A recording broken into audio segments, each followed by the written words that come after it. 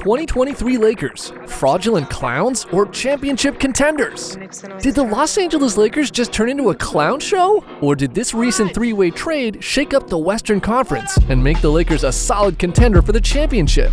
At first glance, the additions to the Lakers from this deal don't exactly seem like the answer to your playoff prayers. Many Lakers fans are afraid that this is just the start of another era of Laker mediocrity. But a couple of these new additions actually lead the league in a few important categories that the Lakers have struggled in for the past few seasons. This deal could be trash, or it just might realistically give the Lakers a shot at making the playoffs, and possibly even winning the West. So you're going to want to stay tuned as we attempt to uncover the mysterious X factors that'll determine the outcome of this year's Lakers season. Then at the end, we'll explore how this impacts the last stretch of LeBron's career and his overall legacy.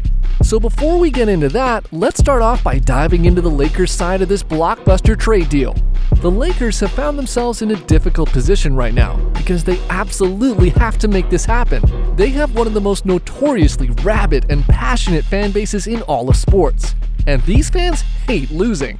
Their patience is wearing thin after an extremely disappointing performance from the Lakers the past couple of years.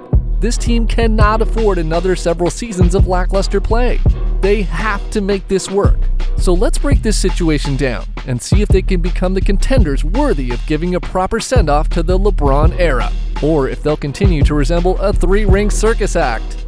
If you didn't catch the details of this trade deal, the Los Angeles Lakers, Utah Jazz, and Minnesota Timberwolves engaged in a three-way trade to beat this year's trade deadline.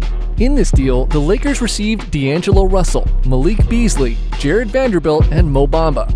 Now, on the Lakers side of the situation, they seem to believe that adding more shooters around LeBron will put them in a more competitive position.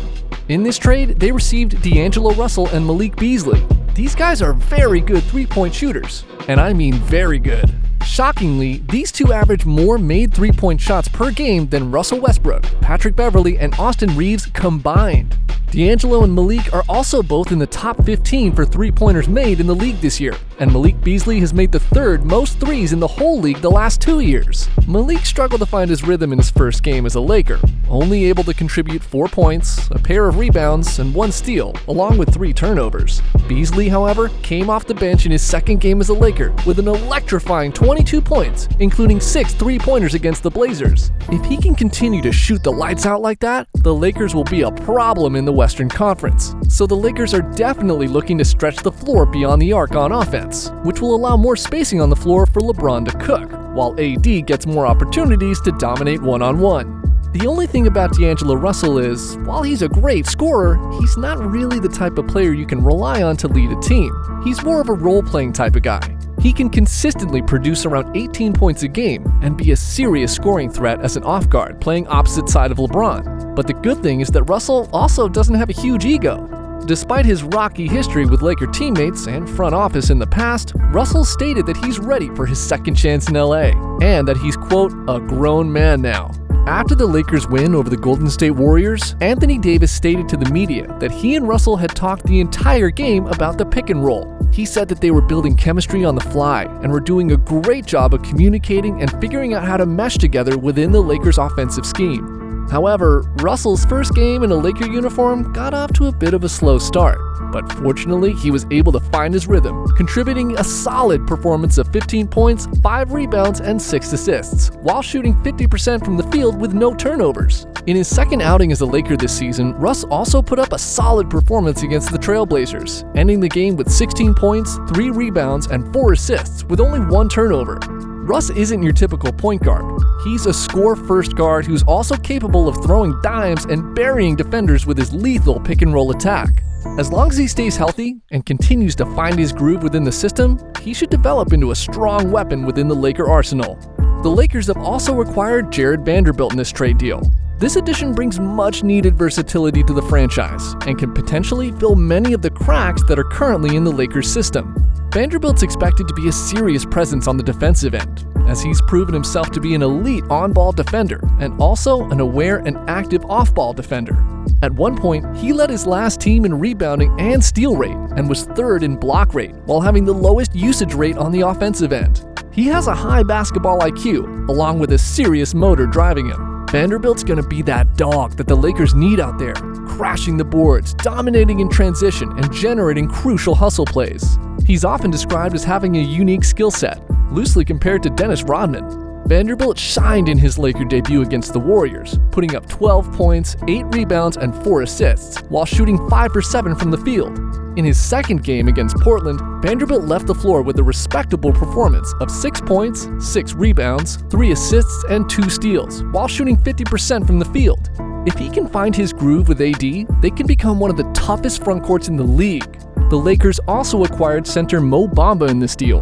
Mo Bamba served a 4-game suspension for throwing hands with Austin Rivers during a game a couple of weeks ago. Despite this altercation, there's reportedly no concern for erratic behavior from him. Apparently, he's a very team-oriented player and threw punches for the purpose of protecting his team more than anything else. We're expecting a big impact on the defensive end of the floor from him. Mo Bamba's an excellent defender who will bring some valuable length and depth to the Lakers' frontcourt. He's also known to get hot from 3 every now and again, but these are often wide-open shots. So we'll see if and or how the Lakers will decide to use that part of his bag. He's only 24 years old and could develop into a great asset for the Lakers, should they decide to keep him after this season. So while this trade deal may not make them clowns exactly, it's probably not enough to make the Lakers a serious title contender yet. They still need a couple more pieces to complete the system before they have a realistic title shot. This does, however, give them the potential to make a great run in the West. And that's a scary team to have to face come playoff time, given everyone's healthy, which is what the Lakers organization and fans desperately need right now. They can't emotionally handle another era of disappointment after the cloud that's been over LA for the past few years. The Lakers have to get this done. And with LeBron being on the last legs of his career, it'd be nice to see him win one more before he hangs it up, or at least have a competitive team. It's interesting though, because we've always known LeBron to have a lot of pull when it comes to front office decisions. But if he's going to retire within the next couple of years, Jeanie Buss and the Lakers will be stuck with the results of the decisions they're making now. So overall, this was a very interesting trade deal. The additions to the Lakers may not seem life-changing, but will it be enough to make them a solid contender for the Western Conference? Will they be able to manage the high expectations of LA fans? Only time will tell.